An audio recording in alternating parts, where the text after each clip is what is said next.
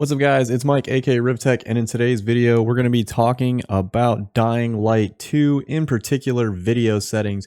Dying Light 2 is a very graphically intensive game, more so even than Cyberpunk in my personal experience. And if you're having a hard time trying to figure out which settings to use to optimize performance, aka getting those maximum amount of frames per second, FPS, this is the video for you. Before we get started, guys, make sure to hit that like button, hit subscribe for more content like this. Aside from my usual tutorials that I normally post for streaming and content creation, I'm going to start posting more game-related videos as well, such as this one, to help you guys really enjoy your experience and optimize your gameplay. And before I get into the options, let me just start by saying that for my GPU, I have an NVIDIA RTX 3070 Ti.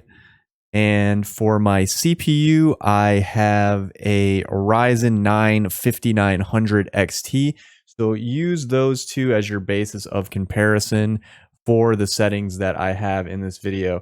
If your stuff is better or worse than mine, then adjust that accordingly. So what we're going to do now is we're going to go into the options tab from the main menu. We're going to go into video. And as you can see right here, you have your options, your presets, I mean. So right now it's at the low quality. You can just scan through these: medium quality, high quality, ray tracing, high quality ray tracing, and back to low quality.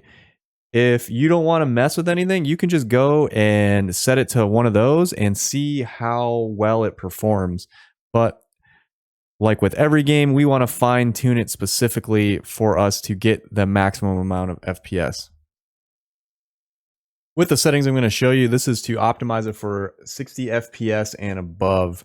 So obviously window mode, you're going to want it to be in full screen monitor, whatever monitor that you use, however you have that named. Resolution, for me, we're going to play in 1920 by 1080. If you have a 2K or 4K monitor, you're going to have to upscale.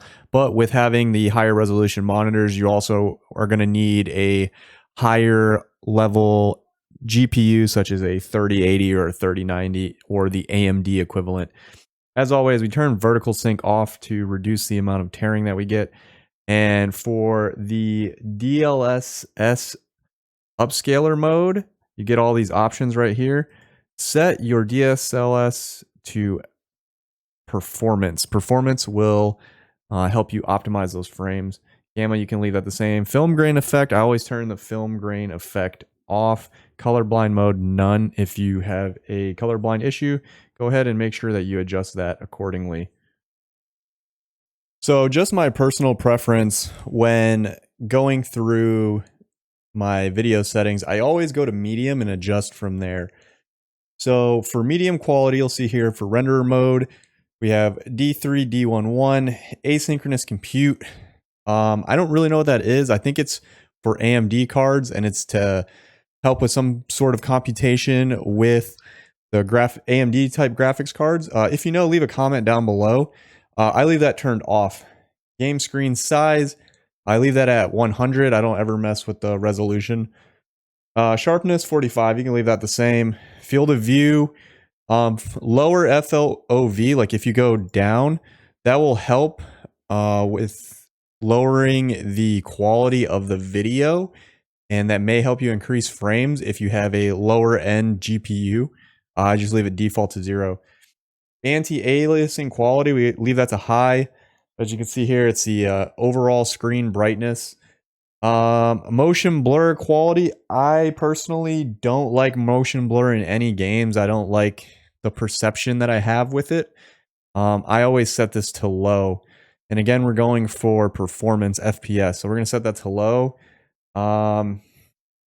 Particle qualities, we'll set that to medium or low.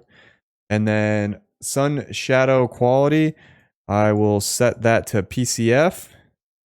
And then contact sun shadow quality, as you can see here, it's a special kind of shadow, creates screen space effect. They add a lot of small details, foliage, face weapons, etc.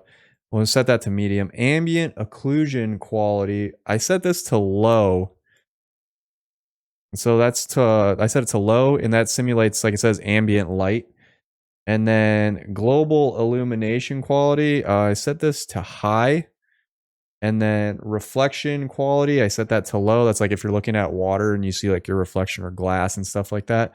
And then ray trace flashlight, I turn that off. And then fog quality, I set it to medium. Again, this is just a baseline to establish, and this is based off of my personal preference and opinion. And it also helps to maximize FPS. Next, I'll show you what it looks like in game. All right, so as you can see right now in the cinematic, no spoilers, this is just the beginning of the game. It's after the introduction mission. I'm right now currently running 163 FPS. It kind of dipped a little bit, 120 right now. This is with a cinematic occurring with the settings that we have. And this is just the character going through. We're in a city, there's a lot of lighting, there's detail on people's faces. We have the ambient light in the background. We have these visual effects going on. This is what it looks like in a cinematic, and then I'll show you what it looks like during actual gameplay. All right, so now we're in a lower introductory mission right now, and as you can see, there's no screen tearing. We got the lighting effects going on in the background with this little dusk setting. Running, moving, fast motion, still pulling 150 plus FPS right here. And again, if you are the type of person that, FPS doesn't mean as much and you're pulling 150s and above and you want to, add a little bit more detail to stuff, you can go in and adjust those settings. You can adjust the ambient light, you can adjust the detail settings, fog and stuff like that. This is, again, just your baseline, just so that you're not having the issues that a lot of other people are having with the game. Oh, leaving the mission area. Alright guys, if you found this video helpful, make sure to like and subscribe. Leave a comment down below. Let me know what settings you're using and what specifications that you have with your PC. You might just help somebody else out in the process.